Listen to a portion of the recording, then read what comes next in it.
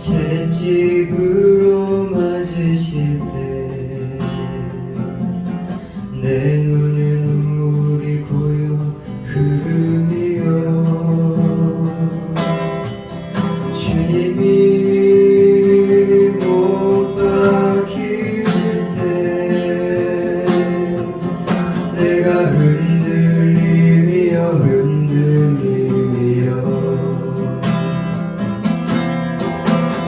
눈에서 오열의 파도가 넘치며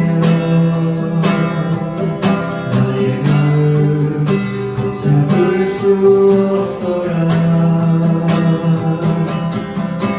그의 아픔이 내 아픔이요 그의 죽음 내 죽음이야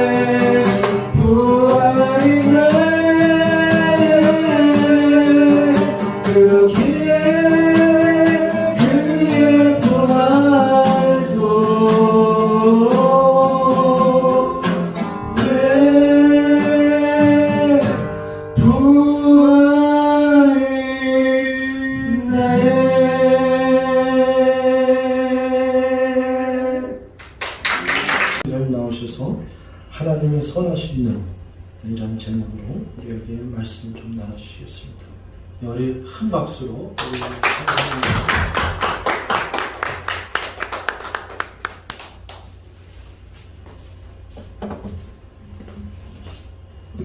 여러분 너무나 반갑습니다. 반갑습니다.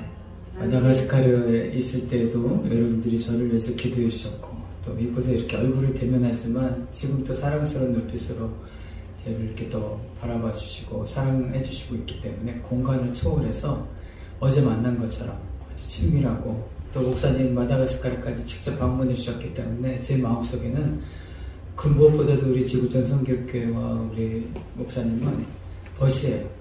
아멘? 그게 쉽지 않은데 정말 선교를 위해서 이 땅에서 한국에서 목양을 하고 계시지만 그 마음은 주님의 마음을 알아서 온 세계에 구원받아야 될 영혼들을 향하고 있는 우리 목사님과 우리 지구촌 선교교회 하나님이 너무너무나 사랑하시고 또 지금까지도 그러셨지만 앞으로 더 큰 축복을 더해주실 줄로 믿습니다. 잠깐 제가 한번 기도하고 말씀 전합니다. 하나님 감사합니다. 하나님의 살아계심과 하나님의 선하심을 찬양하오니 이 시간에도 귀한 사모함으로 만난 우리 교회와 성도들 이 시간에 하나님의 귀한 말씀으로 서로 교제가 있게 해주시고 하나님의 영광이 이곳에 드러나게 하여 주시옵소서. 예수님의 이름으로 감사하며 기도드렸습니다. 아멘. 오늘 읽었던 잠언 22장의 말씀은 잠언 10장부터 계속해서 이어지고 있는 솔로몬의 그런 금언들 가운데 하나입니다. 특별히 오늘 이 본문에서는 부자와 가난한 자를 다루고 있는 금언이 4개나 이렇게 소개가 되고 있습니다. 여러분 그 부자와 가난한 사람들은 우리 일상에서 늘 마주칠 수밖에 없는 세상이에요. 그렇죠? 어느 나라이든 하다못해 이 가난한 아프리카 나라에도 엄청난 부자가 있고 엄청난 가난한 사람들이 존재해요. 어느 지구상에도 부자가 있으면 가난한 사람이 있고 건강한 사람이 있으면 또 아픈 사람이 있고 이런 대상들이 서로 그 상충하면서 이렇게 살고 있는 것 같아요. 자, 근데 중요한 것은 부자이든 가난한 사람이든 하나님께서 함께 이 모든 부자도 가난한 사람도 하나님께서 지으셨다라고 이야기를 하고 있어요. 오늘 읽지는 않았지만 22장 2절에 보면 가난한 자와 부한 자가 함께 살거니와 그 모두를 지으신 이는 여호와이시다. 할렐루야. 이렇게 말씀하고 계시단 말이에요. 근데 이 말은 결국 부자이든 가난한 사람이든 결국은 다 하나님의 창조 질서에 기초하고 있다라고 하는 말씀이잖아요. 하나님이 만드신 거다. 하나님이 섭리하신 거다. 그렇다고 해서 우리가 오해하지 말아야 될 것은 부자가 된 것도 가난하게 된 것도 이것은 어쩔 수 없는 정해진 운명이다라고 이렇게 말하려고 하는 것은 아니라는 거예요. 이 땅에 하나님께서 이 온 세상을 운영하시는 데는 부자를 두실 필요도 있었고 가난한 자도 있어야 한다고 하는 사실을 하나님은 아시기 때문에 그런 상황을 두시는 것이지, 어떤 사람은 태어나면서부터 운명적으로 가난하도록 만드시고 운명적으로 부자로 만드신 게 절대로 아니에요. 유대인처럼 옛날에 유대인들은 그런 사상이 선민 사상과 함께 부자로 태어났어요. 그 자체가 하나님 앞에 구원을 받은 것이고 그 자체가 하나님 앞에 구원을 받은 것이 아니 축복을 받은 것이다. 그런데 가난하게 태어났고 병들게 태어났어. 너는 하나님 앞에 처음부터 저주를 받은 사람이야. 이렇게 규정해서는 절대로 안 되는 거예요.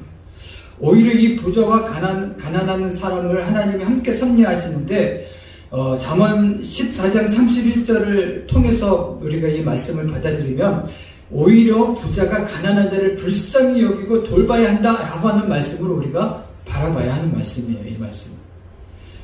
잠언 14장 31절에 이렇게 말하고 있어요. 가난한 사람을 학대하는 자는 그를 지으신 이를 멸시하는 것이다.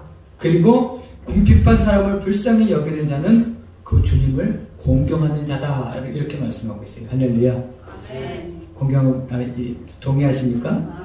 여러분, 우리가 부자로 살고 있는데 가난한 자를 학대하고 그를 돌보지 않는 것은 가난한 자를 이 땅에 두신 그 하나님을 멸시한다는 거예요.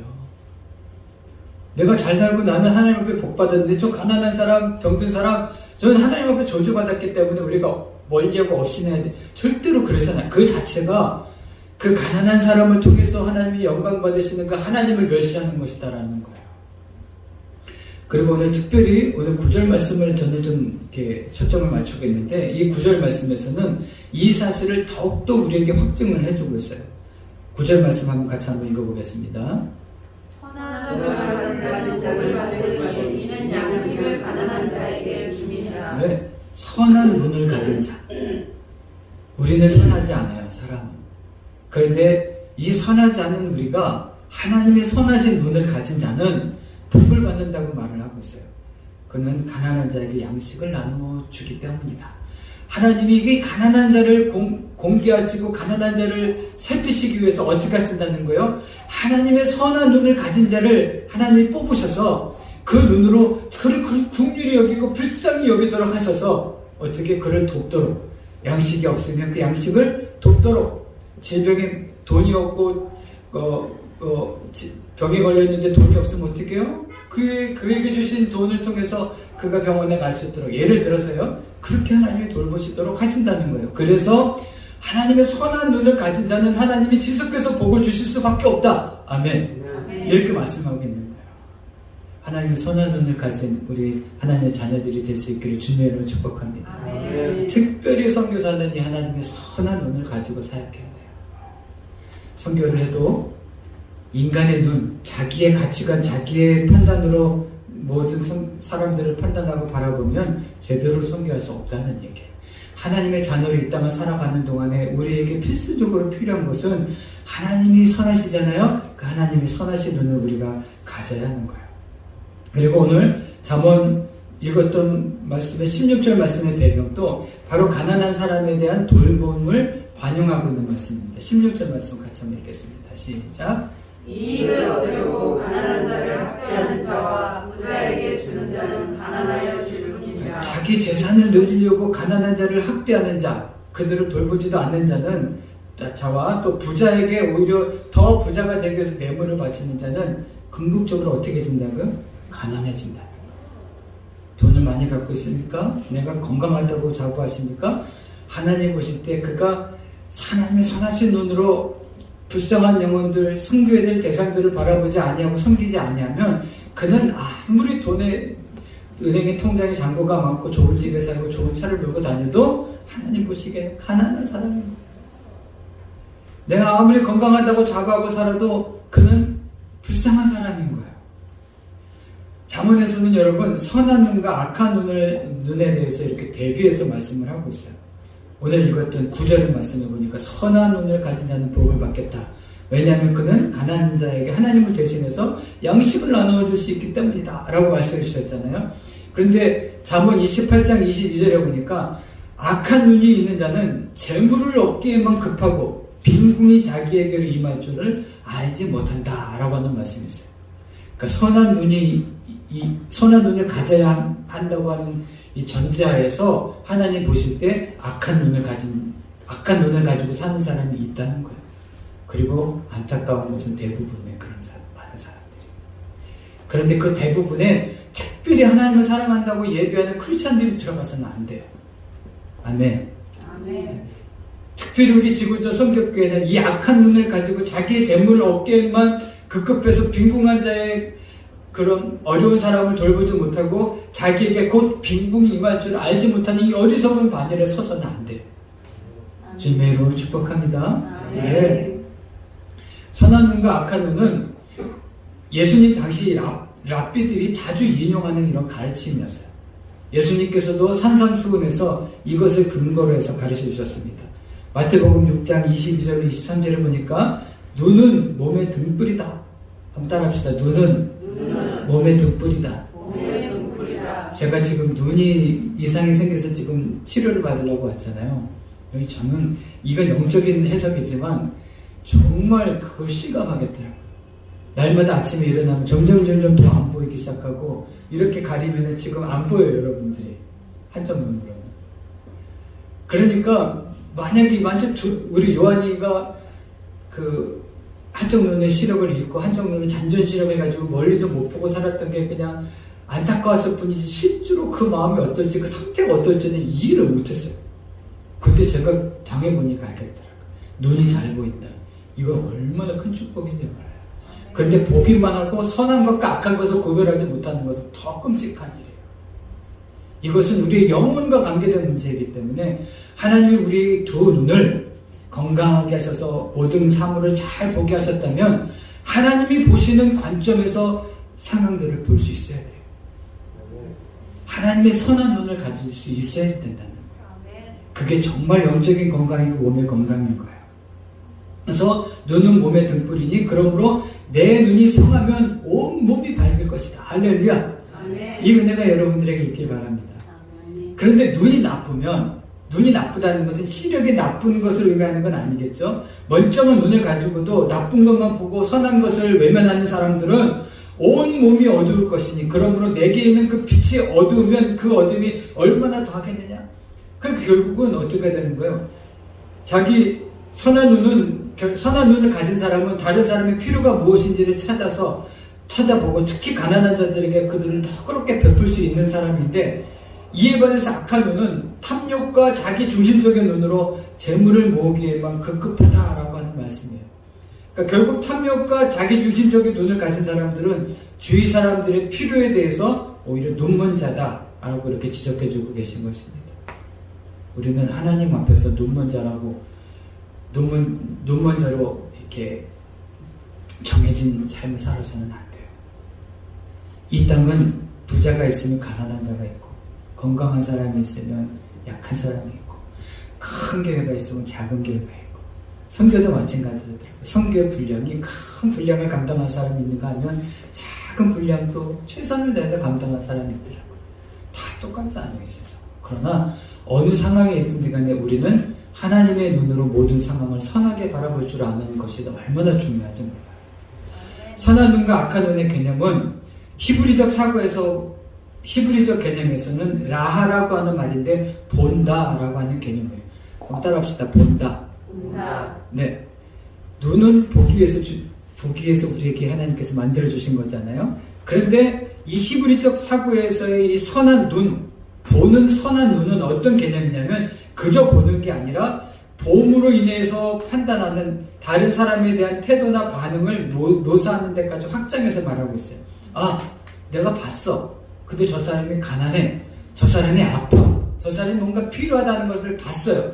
그러면 외면하는 것은 선한 눈이 아니에요. 그건 악한 눈이 되는 거예요. 하나님 앞에서 선한 눈은 보는 것으로 끝나지 않고 봄으로 인해서 하나님 우리에게 주시는 그 판단을 행동으로 옮기는 데까지를 이야기하고 있는 거예요. 다시 말해서 이 본다는 것은 필요에 반응하는 것이다 라고 말할 수 있습니다. 이것은 하나님의 눈, 곧 하나님이 보신다라고 하는 말에서 그 근원을 찾을 수 있는 거예요. 여러분, 하나님이 선하심을 믿으십니까? 네. 그 선하심으로 우리를 날마다 살피고 보고 계셔요. 할렐루야. 네. 근데 하나님이 보시고 우리가 필요한데, 우리가 힘든데, 연약한데, 병들었는데, 가난한데 외면하시면 어떻거든. 우리는 얼마나 끔찍한 상황에 처하겠습니까? 근데 하나님 그러신 분이 아니에요. 보시고 우리의 필요를 그때그때마다 채워주시는 거예요. 보시기만 하는 게 아니에요. 왜 보시는 거예요? 우리가 어려울 때 모든 상황마다 우리를 돌보시고 그 필요를 채우시기 위해서 우리를 보고 계시는 거예요. 그러므로 하나님의 자녀들, 교회는 세상을 향하여 보면서 어떻게 해야 돼? 이 하나님의 선하신 눈으로 교회가, 크리스찬들이 과연 이 세상을 향하여서 우리가 무엇을 채워야 할 것인지를 알아야 하는 데까지 가야 되는 거예요. 여러분, 아브라함이 하나님의 말씀에 순종해서 이삭을 바치고자 했던 사실을 알고 계시죠? 근데 그 순종의 끝에 하나님께서 어떻게 하셨어요? 양을 준비하셨어요. 아브라함은 그 산을 가리켜서 그래서 여호와 이레다 라고 말했잖아요. 창세기 22장에 보니까 여호와 이레가 뭐예요? 여호와께서 준비하시다 이런 말씀이잖아요. 여기서 준비하시다 라고 하는 이 말이 히브리적으로 보다 라하라고 하는 말이에요. 따라합시다. 본다. 하나님이 보시기만 하고 아무것도 준비 안 하시면 끔찍한 거예요. 너무 얼마나 이거 끔찍한 상황이에요. 그런데 하나님은 보시는 그 자체를 어떻게 하는 거예요? 준비하시다와 동일하게 여기시는 거예요. 하나님은 우리를 보고 계시면서 늘 우리의 상황을 위해서 준비하시고 그것을 채워주시고 우리를 돌보시는 거예요. 하나님의 선하심을 우리 감사와 박수하고 지금의 내 상황이 어떠한지 하나님의 선하심을 찬양하십시오. 아멘. 우리의 믿음이 하나님 앞에 인정이 되면 하나님은 아브라함도 어떻게 했어요? 처음부터 채우신 게 아니라 믿음을 보시고 믿음의 그 끝에 하나님이 예비하시고 준비하심을 드러내주시잖아요. 우리가 지금 아직 어떤 문제가 해결이 되지 않고 건강의 문제가, 물질의 문제, 사업의 문제가 해결이 되지 않았다 할지라도 하나님의 선하심을 믿고 찬양하십시오. 그럼 그 하나님은 그 선하신 눈으로 우리를 살피고 계시기 때문에 그거 이미 준비하고 보고 계시기 때문에 아브라함처럼 우리의 믿음이 하나님 앞에 인정이 되는 그날에 여호와 이레를 경험하는 거예요. 여러분들의 사업장에, 여러분들의 건강에, 여러분들이 그 이루셔야 할 모든 관계 속에 여호와 이레의 놀라운 역사들을 맛보실 수 있기를 주님의 이름으로 축복합니다. 여러분, 하나님께서는 근원적으로 선한 눈을 가지고 계신 분이라고 하는 사실을 우리는 인정하고 그 하나님을 찬양해야 합니다.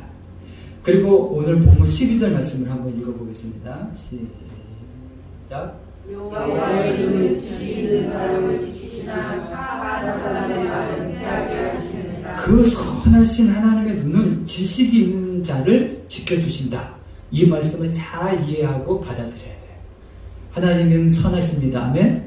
그래서 그 선하신 눈으로 우리를 항상 살펴보고 계시는데 특별히 지식이 있는 자를 지켜주신다라고 말하고 있어요. 그럼 서울대학교 나오고 저희 하버드대에 나온 사람들 하나님 더 잘 살펴주신다는 얘기인가요? 이게 분명히 아니라면 이 지식은 우리가 알고 있는 지식과 다른 거예요. 그렇죠? 여기서 말하고 있는 지식은 히브리어로 다스라고 하는 말이고 또 구약사상에서 이 지식은 야다라고 하는 말을 쓰는데 특히 하나님을 아는 것이다라고 하는 말에 이것을 쓰고 있어요. 하나님이 어떤 분인지를 잘 아는 사람을 하나님이 어떻게 한다는 거예요? 지키신다는 거예요. 하나님을 믿는다는 것은 하나님을 잘 알고 믿어야 하는 거예요. 그래서 여러분들이 우리 교회 나와서 우리 목사님 통해서 말씀을 듣고 말씀을 배우는 거예요. 성경 공부하고. 아멘? 이것을 게을리하면 안 돼요. 하나님의 지키심을 정말 받고 싶다면 하나님을 제대로 알면 돼요. 그러면 내 모든 상황 속에서 하나님의 뜻을 분별할 수 있게 되고 기다릴 줄도 알고 인내하며 반드시 결과적으로 하나님의 지키심과 여호와 일에 채우시고 준비하시는 은혜를 반드시 맛보게 되는 거예요. 아멘. 하나님은요 손이 짧지도 아니하시고 능력이 모자라지도 아니하세요. 온 지구상의 모든 영혼들, 하나님이 택하여 부르신 모든 영혼들을 조금도 부족함이 없이 조금도 늦지 아니하게 그 필요를 채우시는 하나님이세요. 우리는 그 하나님을 바르게 알아야 될 필요가 있다고 하는 사실을 여러분한테 알려드립니다. 여러분, 신약 시대에는 이 지식은 이제 기노스코라고 하는 말로 또 이렇게 바뀌었는데, 유일하신 하나님과 그 아들을 아는 것이에요. 하나님을 아는 것 안에 신학적인 개념에서 우리가 반드시 오해하지 말아야 될 것은 뭐냐면, 하나님이 보내신, 우리를 구원하시기 위해서 보내신 하나님의 아들 그 예수도 바르게 아는 것까지가 필요해요. 그래야 구원을 얻을 수 있고, 그래야 하나님이 구원을 얻은 자에게 베푸시는 그 긍휼과 풍성함을 누릴 수가 있게 되는 거예요. 요한복음 17장 3절에 보면 영생은 곧 유일하신 참 하나님과 그가 보내신 자 예수 그리스도를 아는 것이다. 할렐루야. 저는 이 말씀을 내 영혼의 레마로 삼고 살았어요. 영생은 무엇이냐? 유일하신 참 하나님과 그가 보내신 자 예수 그리스도를 아는 것이다. 바르게 알고 유일하게 알아야 돼요. 이 다원주의 시대에 예수만이 아니고 모든 종교가 다 구원이 있다라고 말하는 이 시대에 우리는 정신 바짝 차려야 돼요. 할렐루야. 영생은 그렇지 않습니다. 유일하신 참 하나님과 그 유일하신 하나님이 보내주신 외아들이신 예수 그리스도를 통해서 우리에게 구원을 주셨다고 하는 사실을 우리가 전적으로 믿는 그 지식 안에서 하나님 우리에게 구원의 선물을 주시고 어떻게 해요? 우리의 모든 필요를 위해서 준비하시고 우리를 채워주시는 것이에요. 할렐루야. 저는 올해, 그러니까 작년 12월 31일 연말에 우리 둘째 딸과 첫째 딸이 다니는 새로운 교회, 한옥 목사님 새로운 교회, 저희도 이제 마다에서 인터넷으로 비대면으로 이제 송구영신 예배라 그러죠. 그거를 같이 이제 드렸어요. 근데 이제 이 코로나 때문에 옛날에는 이제 직접 나와가지고 이제 자기 안해주신 말씀 성구들을 뽑고 그러는데, 요즘은 그냥 인터넷에서 그냥 바로 자기 이름 치고 그러면은 쭉 말씀 하나가 자기가 주시는 말씀이 쭉 나오더라고요. 하늘에서 떡이 떨어지는 것처럼. 그래서 저희도 이제 딸들이 이야기해주는 것처럼 해가지고 말씀을 하나 이제 뽑았다고 그러는 게 맞죠? 정확한 맞는 말인지 모르겠는데, 어쨌든 그때 저도 이제 말씀을 하나 뽑았는데 잠언 22장 9절 말씀을 주신 거예요. 그때는 반 즉시 폐기 처분했어요. 왜냐면 그렇구나 그러고 무슨 말인지 잘 모르겠다. 선한 눈을 가진 자는 가난한 자에게 복을 받을 것인데 양식을 나눠줍니다. 뭐 복을 받는다는 건 좋은 것 같은데 막 양식을 나눠주고 막 부담스러운 말씀 같기도 하고, 그래서 이제 내려놨는데, 이 말씀이 교회 건축을 하면서 왜 하나님이 이 말씀을 저에게 주셨는지를 새록새록 알게 하셨어요. 오늘 이제 제가 이 말씀을 좀 통해서 사진도 좀 보여드리면서 제가 이제 이렇게 좀 이야기 좀 하겠습니다. 리나